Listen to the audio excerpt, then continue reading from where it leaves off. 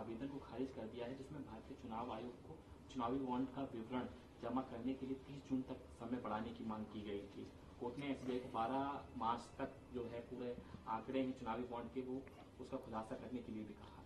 देखिए, आज कोर्ट ने एक सख्त रवैया अपनाते हुए स्टेट बैंक ऑफ इंडिया को आदेश दिया है। किन किन कंपनीज ने इलेक्टोरल बॉन्ड बनवाए, कितने के बनवाए, इसकी लिस्ट दो। किस किस पार्टी को कहां कहां से इलेक्टोरल बॉन्ड मिले, कौन कौन से इलेक्टोरल बॉन्ड मिले, इसकी लिस्ट दो। मगर इसके अंदर सिर्फ समस्या ये है कि किस कंपनी का इलेक्टोरल बॉन्ड किस पार्टी को मिला, ये इंफॉर्मेशन एसबीआई नहीं दे रहा है। इससे कई बातें साफ होती हैं। पहली बात, इलेक्टोरल बॉन्ड सिर्फ इसलिए बनाए गए ताकि बड़ी बड़ी कंपनियां, कॉरपोरेट हाउस, बड़ी बड़ी पॉलिटिकल पार्टीज को पैसा दे सके और लोगों को ना पता चल सके, जो कि गैर कानूनी था, गैर संवैधानिक था, कोर्ट ने कह दिया। एक शंका और अब देश के मन में है कि शायद ऐसी पॉलिटिकल पार्टीज ने बड़ी बड़ी कंपनियों से चंदा लिया है, जिन पॉलिटिकल पार्टियों की सरकारों ने केंद्र में और राज्य में उन कंपनियों और कॉरपोरेट घरानों को फायदा पहुंचाया है।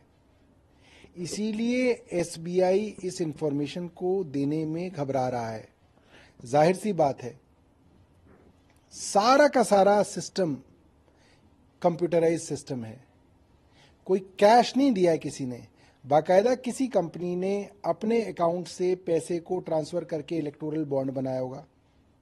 वो जानकारी एसबीआई के पास है, और जब वो इलेक्टोरल बॉन्ड किसी पॉलिटिकल पार्टी के पास आया होगा और उसने जब वो वापस जमा कराया होगा, तो जाहिर सी बात है एसबीआई ने वेरीफाई किया होगा कि कागज का टुकड़ा कोई कागज तो नहीं है, कोई फोटोकॉपी तो नहीं है, कोई कलर्ड प्रिंट आउट तो नहीं है, वाकई में ही इतना पैसा किसी कंपनी से आया है।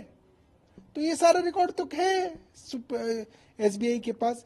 ये सिर्फ जो है सरकार के दबाव में एसबीआई इसको छुपा रहा है, और जितना छुपा रहे हैं उससे देश को ज्यादा शक हो रहा है कि इसमें कुछ गड़बड़ झाला है। सुप्रीम कोर्ट ने चुनाव आयोग के अपनी वेबसाइट पर प्रकाशित। देखिए, जिस तरीके से एसबीआई कॉम्प्रोमाइज्ड है, ईडी कॉम्प्रोमाइज्ड है, सीबीआई कॉम्प्रोमाइज्ड है, उसी तरीके से election commission of India compromised है, क्योंकि इलेक्शन कमीशन को जो स्वायत्त बनाने की सुप्रीम कोर्ट की जजमेंट थी, उसको भी सरकार ने पलटकर एक कानून बना दिया। तो वही आदमी इलेक्शन कमिश्नर बनता है जिसको सरकार चाहती है। तो सरकार के लोगों को इलेक्शन कमिश्नर बनाया जाता है, और इलेक्शन कमीशन वही करता है जो केंद्र सरकार चाहती है।